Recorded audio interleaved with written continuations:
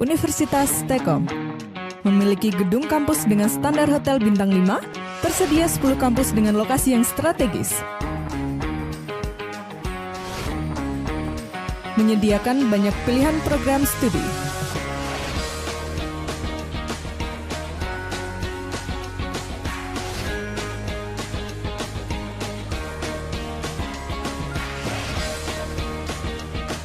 Setiap kelas dilengkapi dengan sarana dan prasarana penunjang pembelajaran yang terbarukan, sehingga proses pembelajaran di Universitas Telkom terjamin kualitasnya.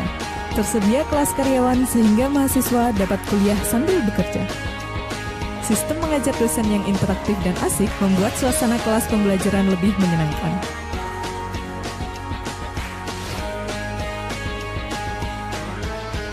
Universitas Telkom, kuliahnya menyenangkan.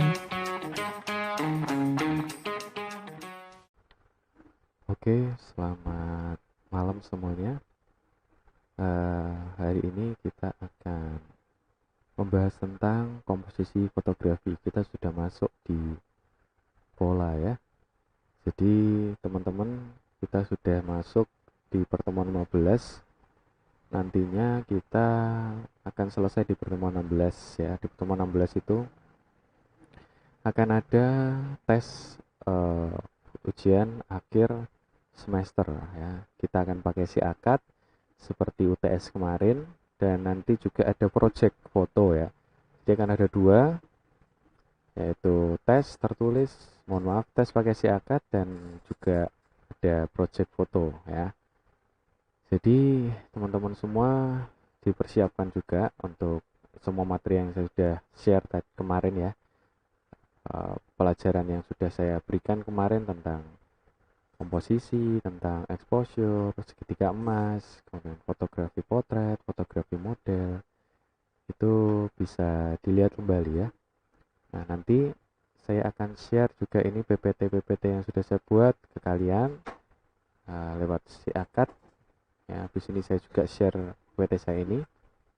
Nah, teman-teman semua, mungkin teman-teman kalau saya nanti tunjukkan tentang fotografi pola, pasti teman-teman juga akan langsung paham ya, pernah lihat ya, karena fotografi pola ini sebenarnya ada di mana-mana.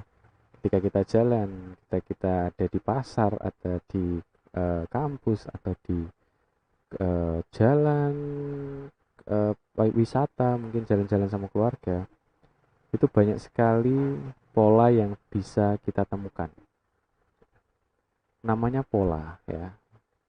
Ini adalah sebuah keteraturan, mungkin dari sebuah gedung, atau sebuah benda, atau sebuah tempat gitu ya. Nah, teman-teman nanti bisa perhatikan bagaimana sih caranya untuk bisa memotret pola ya.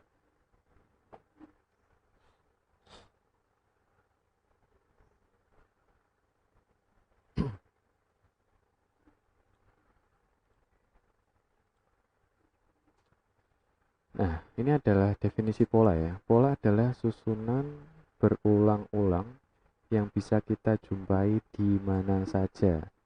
Jadi tadi saya sudah jelaskan ya, kita bisa temukan seperti gambar ini. Ini adalah gambar sebuah gedung atau bangunan yang kalau misal kita lihat secara kasat mata mungkin tidak menarik ya. Tapi ketika dalam sudut fotografer ya, atau kita foto dengan angle yang tepat, ini menjadi sebuah karya seni yang sangat menarik sekali untuk dipamerkan. Nah, jadi teman-teman bisa perhatikan bahwa gedung ini membentuk sebuah panah ya, ada bentuk tertentu yang mengarah ke kanan, dan ini diambil dari bawah tapi dengan angle dari samping ya, sehingga fotografernya ini menunjukkan bahwa ada sebuah pola nih di sini nih ya. Jadi teman-teman bisa perhatikan mungkin di tempat kalian, kalau misal ada hal seperti ini bisa dipotret aja ya. Nanti di project yang saya berikan nanti akan memotret pola ya teman-teman. Jadi kalian mulai sekarang bisa dipersiapkan atau nyari tempat yang kira-kira bisa dipotret polanya. Nah, nanti akan banyak sekali pola yang akan saya berikan ya. bukan hanya gedung aja, tapi banyak sekali pola yang bisa kita temukan. Ya. Ini salah satunya hanyalah gedung. Tapi memang kebanyakan ya teman-teman, kalau pola itu ya, memang kebanyakan biasanya gedung. Karena misal ya gedung apartemen, itu kalau setiap lantainya kan bisa dibuat sama ya. Setiap lantai akan sama, desainnya akan sama. Maka itu akan bisa membuat pola yang sangat menarik teman-teman. Nah, kalau misal teman-teman hidup di kota, itu banyak banget tuh pola yang bisa kita ambil dari hotel, dari apartemen, atau dari gedung perusahaan, ya kan? Itu bisa kita ambil sebagai pola. Mengapa sebuah pola tampak menarik untuk difoto? Ya, karena umumnya mata manusia itu menyukai keteraturan dan keserasian, ya kan? Ya, misal aja nih, kamar yang berantakan. Ya, memang ada orang yang suka kamarnya berantakan, tapi ketika temannya masuk, apakah senang tuh? Senang lihat kamar yang berantakan itu, apakah mau tidur di situ? Ya, kan nggak mau. Kan kalau misal nggak nyaman untuk ditempati kan kita nggak mau, ya kan? Kita pengennya sesuatu yang nyaman untuk kita bisa tidur istirahat gitu. Nah, sama nih, kita punya mata ini, seneng lah kalau misalnya lihat sesuatu yang satisfy mungkin ya, yang sangat tertata dan menarik gitu ya. Nah, inilah kenapa pola itu harus teratur dan serasi. Jadi nggak cuma teratur ya teman-teman, tapi juga harus serasi. Nah, teman-teman perhatikan gambar berikut. Ini ada tembok yang diberikan warna-warni, ya, diberikan warna yang sangat mencolok sehingga ketika orang lihat, wah, keren banget nih. Ini salah satu juga bentuk fotografi pola ya teman-teman. Jadi nggak harus gedung, bata yang bisa tertata dengan baik dan mempunyai warna yang menarik juga bisa jadi fotografi pola. Nah, ini bisa apartemen, bisa hotel. Ini difoto dari bawah. Jadi kalian nggak harus memakai DSLR atau kamera profesional. Jadi pakai kamera HP pun juga bisa. Ya, yang penting jelas pencahayaannya dan yang penting lagi adalah polanya terlihat jelas. Setiap objek foto yang teratur dan serasi sehingga membentuk pola biasanya akan menarik perhatian mata. Ada nggak sih ketika kalian ke suatu tempat nih, ada ya sesuatu yang menarik gitu ya, maksudnya dalam hal pola ini. Misal kalian melihat di toko, mungkin ada di pasar lah gitu, ada penjual yang menata dagangannya itu sangat simetris gitu ya, sangat menarik. Ya itu memang salah satu strategi marketing ya, agar orang itu tertarik ya. Nah itu sebuah pola juga. Misal dia menata botol kecap itu ternyata rapi banget itu, membentuk pola dan teratur. Itu juga termasuk pola ya. Jadi kalian bisa memotretnya, tapi harus diingat lagi teman-teman, angle-nya harus diperhatikan ya. Kalian nggak bisa memotret dari berbagai angle pastinya, karena kalau fotografi pola ini kalian harus mencari angle yang tepat untuk dipresentasikan ya. Kalau ini gedung ini kan dari bawah ya, kalau dari sudut lain mungkin bisa, cuman nggak sebagus dari bawah gitu loh. Salah satu pola yang paling terkenal dan paling unik di dunia tentunya yaitu pola sidik jari. Ya, ini sangat unik sekali karena nggak bisa dibuat oleh manusia, ya kan? Yang bisa membuat adalah Tuhan, dan setiap sidik jari itu berbeda-beda. Ya. Biasanya nih kalau misal mau foto sidik jari juga bisa, kalian bisa tempel jari kalian, kalian kasih apa namanya spidol atau pensil gitu kan, terus kalian taruh di kertas, itu menjadi pola yang juga menarik juga. Tapi susahnya di sini adalah untuk membuat sidik jari ini jelas gitu di permukaan yang rata, misal kertas gitu. Kadang kan memang agak mencong ke kanan ke kiri atau malah nggak jelas sama sekali. Susahnya di situ. Kalau misal kalian mau ya, kalau mau foto yang bagus, kalian harus persiapkan juga alat-alatnya gitu.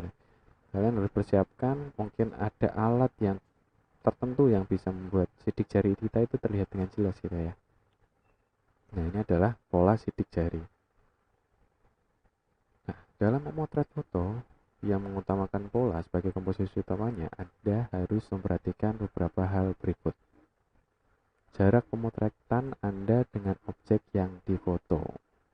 Nah, ini sangat penting sekali ya teman-teman, karena jarak itu sangat menentukan.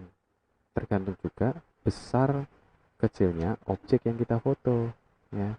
Kalau misal gedung yang tinggi, itu kita nggak boleh atau nggak bisa kita ngezoom gedung itu, nggak akan kelihatan polanya. Kita harus pakai lensa wide atau yang range-nya itu bisa panjang gitu ya, 18, 15 ke bawah, sehingga kelihatan gitu loh, ya, apa namanya, bentuk polanya. Ya, kalian harus perhatikan. Beda lagi kalau misal yang kita foto itu misal ada apa namanya, bunga atau tanaman kecil-kecil gitu ya, atau rumput misalnya, ya bisa kita zoom. Jadi harus perhatikan jarak untuk memotret objek itu biar terlihat polanya. Kemudian sudut atau angle pemotretan. Nah, teman-teman tadi sudah jelas juga ya, kita nggak bisa ambil satu objek ini dari sembarangan angle. Pasti ada satu angle yang tepat untuk menunjukkan pola dari objek tersebut. Ya, kita sudah belajar juga tentang angle ya. Dulu kita berbicara tentang foto model, foto potret juga, bahwa angle ini sangat penting sekali dalam fotografi. Kalau misal cewek-cewek nih, biasanya kan punya angle andalan untuk foto selfie. Ya, dia nggak mau foto kalau misal angle-nya salah atau beda atau misal candid gitu.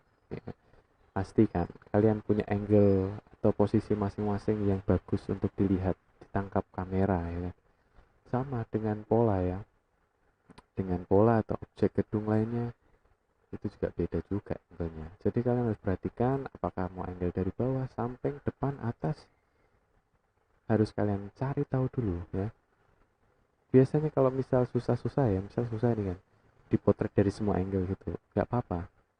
Tapi nextnya kalian harus bisa nih mengetahui dari objek ini kita mau ambil angle yang apa yang bagus. Jadi jangan sembarangan kita menghabiskan shutter count. Kalau di dalam kamera DSLR itu shutter count itu sangat penting sekali. Jadi kalau misal terlalu banyak dipakai, shutter count-nya semakin besar, itu kinerja kamera semakin berkurang ya. Eman-eman kan kalau shutter count-nya habis ya.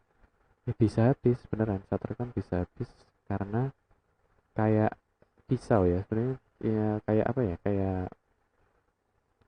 ini pisau juga, silet juga bisa. Kalau silet yang dipakai untuk nyukur itu kan lama-lama juga akan nggak bisa dipakai ya, akan tidak tajam. Sama nih kayak shutter count-nya DSLR. Jadi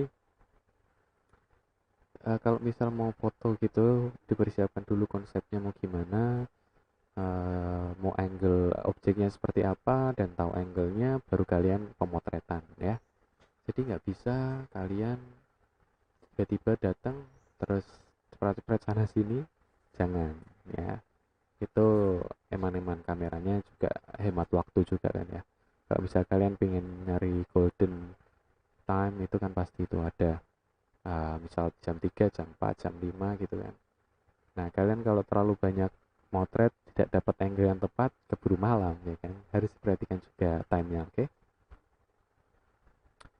Kemudian kalian juga harus memperhatikan pencahayaan.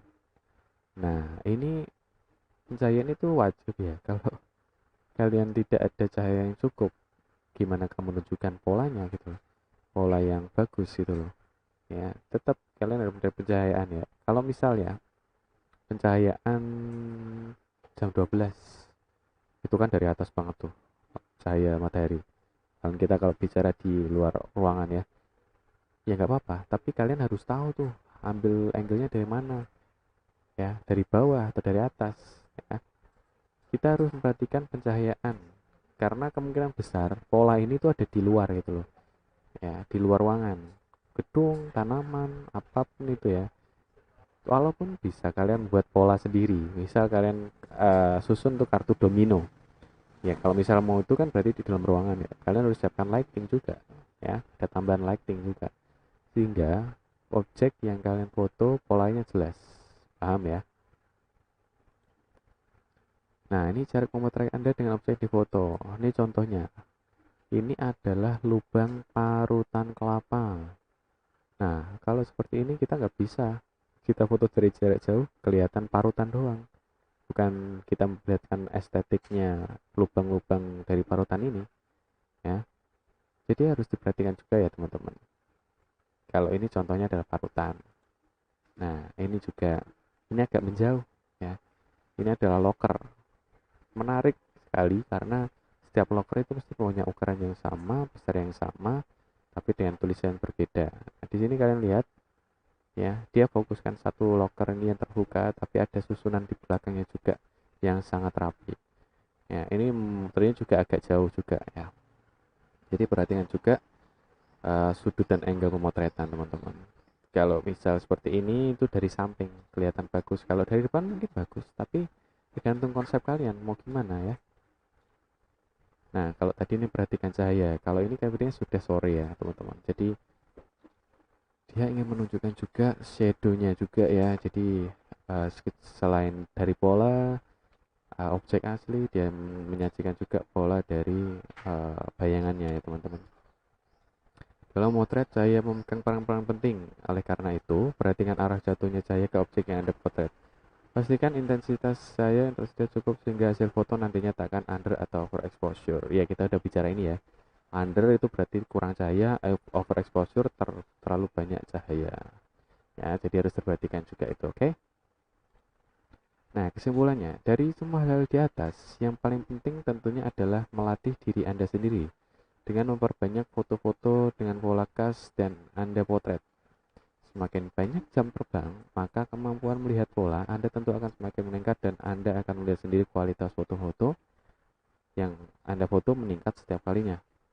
Memang kita tidak boleh lepas dari belajar dan belajar untuk mengasah intuisi kita, untuk mengasah ketajaman kita, melihat sebuah benda, bagusnya kita foto ya, tahu nih angle yang mana, pencahayaan mana ya. Itu nggak bisa instan teman-teman, kalian harus sering berlatih, kalian harus punya jam terbang yang tinggi agar mendapatkan hasil yang bagus, agar kalian tahu objek apa yang harus difoto dan dari angle mana itu teman-teman. Oke. Nah, dari pola-pola ini tadi teman-teman, nanti saya akan memberikan ujian akhir semester kalian adalah memotret sebuah pola. Boleh di dalam ruangan atau di luar ruangan ya teman-teman. Boleh gedung, boleh benda, boleh produk. Yang penting tetap perhatikan angle dan pencahayaannya. Ya, dan tentu saja hasilnya itu adalah pola ya teman-teman. Jadi karena kita berbicarakan pola, kita harus tahu pola apa yang kita inginkan, membentuk pola apa itu ya teman-teman. Ya, kalau misalkan dapat juga nih di jalan ada batu bata yang menarik, mau diwarnain sendiri juga nggak apa-apa. Ya, yang penting kalian berhasil memotret itu dengan baik gitu loh, menjadi pola yang menarik gitu loh. Ya. Oke, ini adalah contoh pola-pola yang bisa kita temui dimanapun berada. Nah, kalau misal ada gedung yang menarik, foto aja. Boleh sih kalau menetapkan berbagai macam bentuk objek dan bentuk pola, nggak masalah. Ya. Sidik jari menurut saya terlalu sulit ya. Jadi mungkin sidik jari nggak usah ya. Mungkin gedung aja atau produk aja, barang gitu, nggak masalah ya.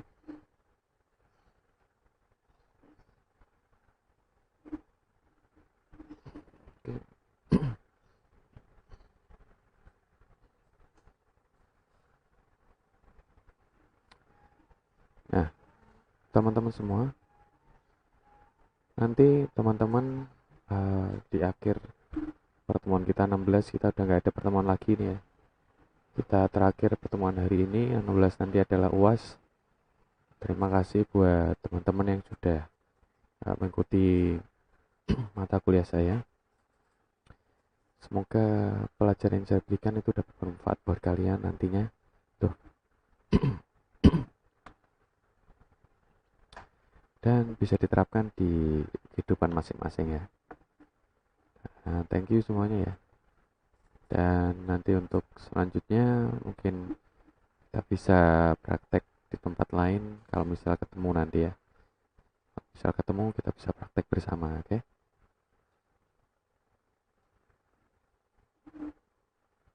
Universitas Telkom memiliki gedung kampus dengan standar hotel bintang 5, tersedia 10 kampus dengan lokasi yang strategis. Menyediakan banyak pilihan program studi.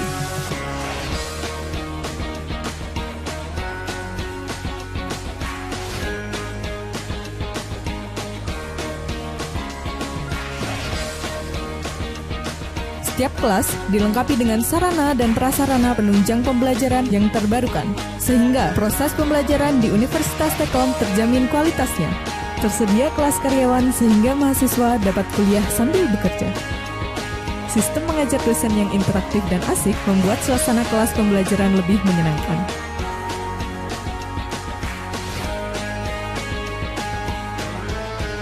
Universitas Telkom, kuliahnya menyenangkan.